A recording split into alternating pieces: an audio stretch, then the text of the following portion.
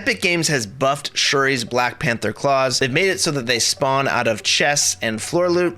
They've made it so that you run faster while using them and you dash further. And in addition to the Black Panther claws buff, they have nerfed the spawn rate of the jetpack, the War Machine hoverjet, which honestly I don't see that being a good way to balance things. This was an attempt to balance things and buff the claws, make them more viable, but the jetpack movement is just better in every single way. Still is, but now you just find less jetpacks, which honestly in my opinion is not a good way of balancing things, because now you have like 5 people in the lobby who have jetpacks and 95 people who don't, and those 5 people are just going to be dominating while the other 95 people are just running around cursing at Epic Games looking for a jetpack. But I digress. That's not what this video is about. This video is about the Black Panther Claw update, so let's get into it. Now, if you didn't know, I made an ultimate guide on using the Black Panther claws in Fortnite Chapter 5 Season 4. I released that video yesterday and I speculated in it that these claws are going to get a buff, and the next day they did, which is cool. So let's go ahead and show you the differences in dash speed,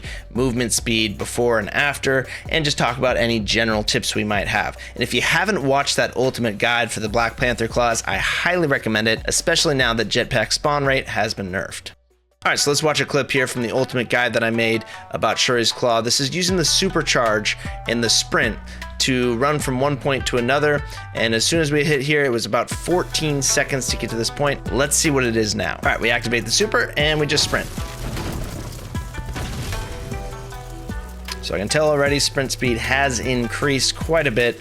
I am moving very fast. And time. So that's the difference in just sprinting around with the supercharged. Now you can also tell that the sprint speed is increased even without the supercharge. Previously, when you were just running around with the claws without the supercharge going, you were 16% faster than a normal sprint. Now I'm thinking you're about more like a 20%, 25% faster speed. And when you're supercharged, I think you're probably about more like 30 to 40% faster speed than a normal sprint, which is pretty great. All right, now here's a clip with the Shuri Claw dashing while supercharged. So now we're dashing to that same point using the dashes. We're gonna see how long it takes to get there using the dashes. Now I will say that dashing up into the air like this at a 45 degree is not optimal. You wanna be dashing low because of the loss of momentum at the end of the dash. It basically just drops you out of the sky. So you wanna be dashing low, which I show you in the ultimate guide. Now we got a time of about 10 seconds super dashing over to this little gas station here. Let's go ahead and try it now.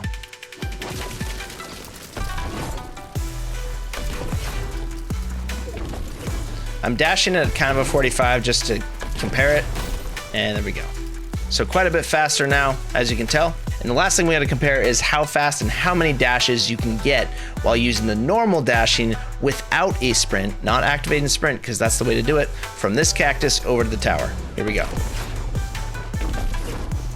Is this faster now? The dashes are definitely much longer, and we're getting all the way to this red car. And before, we got to here. So 57-meter difference using your entire stamina bar when dashing around. That is pretty dang good.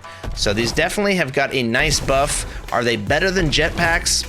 No, definitely still not better than jetpacks, but I bet you they can keep up with jetpack movement now. But the major difference is you're gonna run out of energy a lot quicker than a jetpack. If you're just skating around with the jetpack, it's just gonna be a lot more efficient. And in combat, it's a lot more efficient to use the jetpack as well. But I will show you how to use these claws effectively in combat and how to get the most bang for your buck out of them, how to get the most value in fights and just rotating around the map. So go ahead and check out the ultimate guide for the Black Panther claws now.